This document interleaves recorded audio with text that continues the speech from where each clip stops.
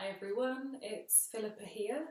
This is my second video diary since I was diagnosed with breast cancer on the 15th of August 2017. Before I get started, I just want to say a huge thank you to everyone for all of your messages of love and support that have come flowing in over the last week or so. It really, really means a lot. I'm sorry if I haven't replied. Juggling a full-time job still with so many appointments at different hospitals for so many different things I never even thought about when I was first diagnosed. But if I don't reply, I promise you I have seen your messages and I have read them, and they really, really mean a lot to me. So thank you for taking the time to support me through this. With this video blog, I thought I would talk you through the process of finding a lump to actually being diagnosed.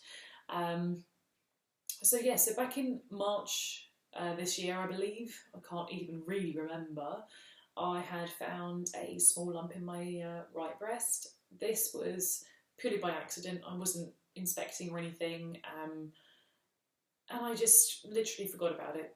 I thought to myself, it's probably nothing, put it back in your mind. And I think a lot of us are actually guilty of doing that because we lead very busy lives. Everything's very fast paced and very stressful, and it's just getting from A to B. And the last thing you want to do is go waste your time or waste the doctor's time because you're paranoid about something.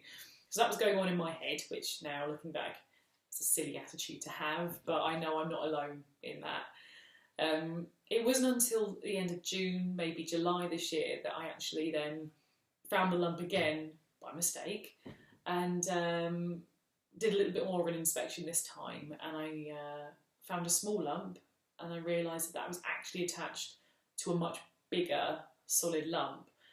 And I still thought to myself, it's probably nothing, could be just whatever type you are in your cycle, whereabouts you are in your cycle at that point, or it could just be a cyst, a benign tumour. I've had friends that say that they've had cysts or these benign tumours removed, or they come and go. So I did a little bit of research, and it said 9 times out of 10 it's nothing. And so I thought, okay, this will be one of those 9 times out of 10 it will be nothing.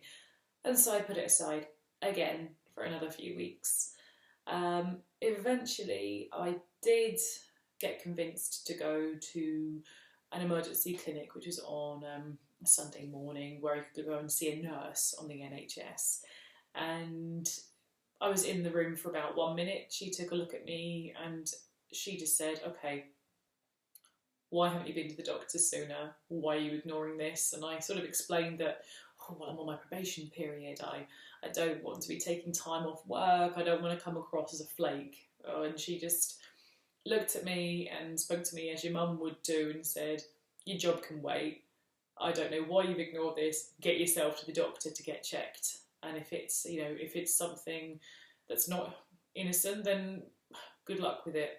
And that really woke me up. So the very next day I got up, I went to the GP, waited out in the queue, all the little misfits that stand outside in the morning.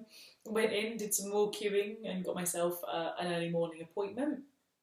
And about 2 weeks later, I was seen in the breast clinic of Ashford Hospital. So that was on the 7th of August. That was my sister's 21st birthday. And the first doctor I saw, she said, okay, I think it feels like it could be a cyst, but we need to go and get checked. We need to go and get that verified. So she sent me down, worked the X-ray department, and there I was able to have an ultrasound scan. So I had another doctor who got the equipment out, and she spent quite a long time looking under my arm as well as all over my breast. And you could see a dark mass on the screen. And she started taking photos of it and measuring it, drawing lines across it, and just kept taking different pictures. At that point she said, okay, it's not a cyst, we need to take a biopsy. So if you haven't had a biopsy, it's a needle that is, am I exaggerating? Is it? It wasn't this big, but it's pretty big. I'm just really glad I didn't see it until after they had done it, because they probably would have had to have chased me around the room with that thing. So I had some local anaesthetic first, and there's me thinking, oh, that's it, that didn't feel too bad. And then I had the biopsy, which, I'm not going to lie, wasn't the most pleasant thing I've ever had. I could see the needle in the screen on the ultrasound sort of going into the area and trying to take samples. Eventually they let me go, and they had taken these, they had enough cells apparently that they could then send to the lab and be tested. And I was sent back up to see the first doctor who had the consultation with to start with. So I went in to see her, and she said, okay, we've had a look. As you've been told, it's not a cyst. It's also not a benign tumour. So we don't know what it is yet, but you need to be prepared for some not so good news. So I had about 8 days to wait until my next appointment before the results came back. And it was the longest 8 days of my life. The days just passed very slowly, and I knew. But obviously there's still hope there that you're just being silly, and it isn't anything at all. So yeah, on the 15th, I went back to the clinic, and from the look on the nurse's face when she came to collect me to take me into the doctor, the look of sort of sympathy, maybe a bit of pity, and a bit of worry in her eyes as she led me through, I already knew at that point, and I sat down, and the doctor said, okay, it's cancer. We're really surprised. You're 29 years old, you're fit and healthy, there's no family history of this, but here we are. He said it was an invasive ductal carcinoma, grade 2. It's 3.5 centimetres in length. I later found out it's the width is 2.5 and the depth is like 1.5. So it's relatively large. I'm not a large-chested person, so it is quite a large area of my right breast. I was then sent down to the back to the place where I had my original ultrasound scan, and they wanted me to have a mammogram. Now that was very uncomfortable because of where the tumour is, but I got that done. They also spent some time scanning my other breast and all under my arms to check all my lymph nodes, because they want to see if it started to metastasise or go anywhere else in my body.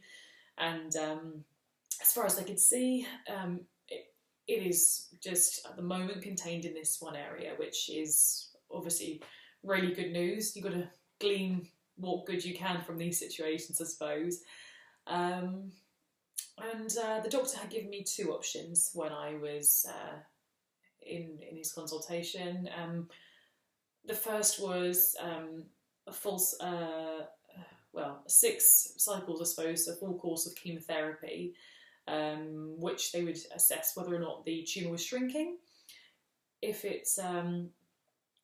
it did shrink or even slightly disappear, they said it can actually completely go, but obviously there's still traces of it there.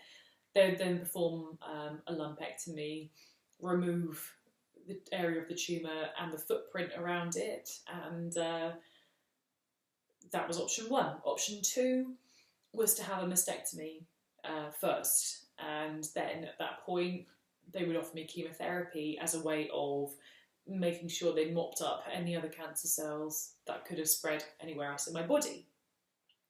So at that point, I mean, I didn't know what to think, how to react. He asked me straight away, so what do you think? Option A or option B? And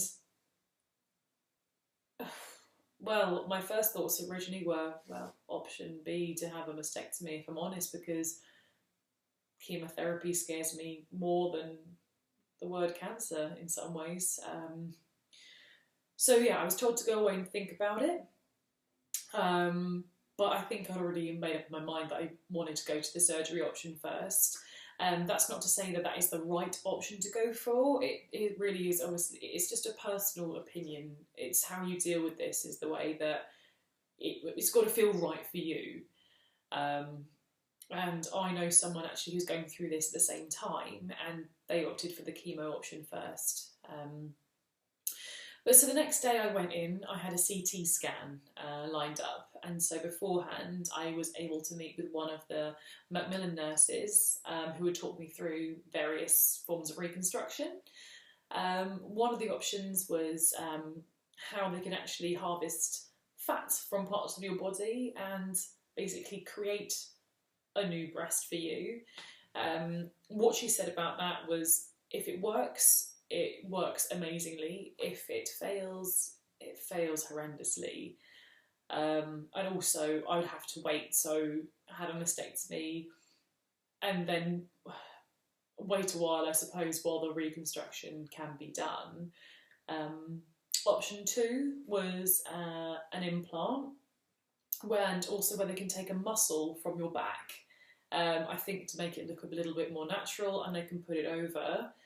The danger of that is you don't want your body to reject the implant and then you lose a muscle as well. On research, I've seen that some people do complain of quite a lot of back pain because obviously it's removed a muscle from your back. I mean, I don't know, I've not had it done. I'm sure other people have found this successful. But I opted for the latter option, which was just a straightforward implant. So what they will do, will use a mesh to act as a bit of a sling to hold it up. And yeah, I will have one prosthetic side. And so my then question was, can we make this look as natural as possible? Am I going to be wonky for the rest of my life? How is this going to look? But I'll save these conversations for another video. I'll leave you with that for now. If you have any questions, do feel free to ask. I'll do my best to get back to you, and yeah, I will keep you updated, and I'll speak to you soon.